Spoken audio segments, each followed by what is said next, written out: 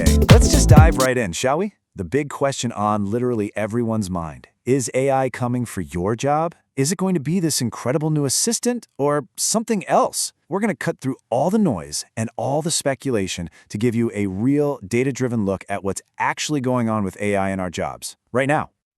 You see this question everywhere, right? It's surrounded by this whirlwind of hype and, let's be real, a lot of anxiety. But, guessing can only take us so far. If we want real answers, we've got to look past all the predictions and focus on the hard data, on how people are actually using these brand new tools in their day-to-day work. And that's exactly what we're going to do. We are diving deep into a new study from Microsoft Research that does just that. It shifts the whole conversation from what if to what is. This isn't about gazing into a crystal ball. It's about looking at the here and now. So the way the researchers approach this is actually pretty brilliant. Instead of just theorizing about which jobs AI could do someday, they mapped out how it's being used in the real world today.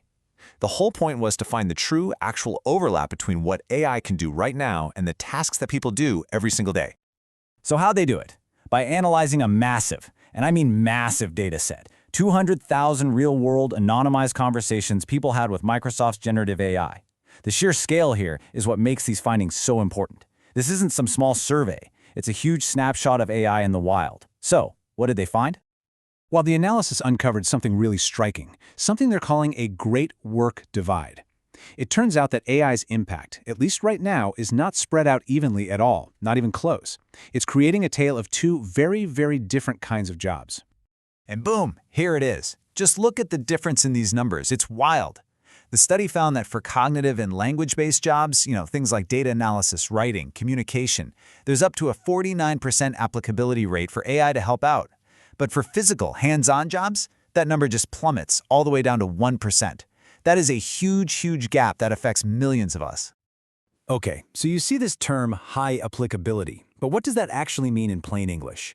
It just means that for these kinds of knowledge worker jobs, there's a big overlap between their daily to-do list and what today's AI can already help with. We're talking about processing info, crunching data, communicating ideas. But, and this is the big question, does that automatically mean replacement? And this right here brings us to the real heart of the study's findings. The data strongly suggests we need to think less about replacement and way more about evolution. It's not pointing to a future where jobs are just wiped out, but to one where they're fundamentally changed, where they evolve. What's the bottom line here? What does this all mean for you and me?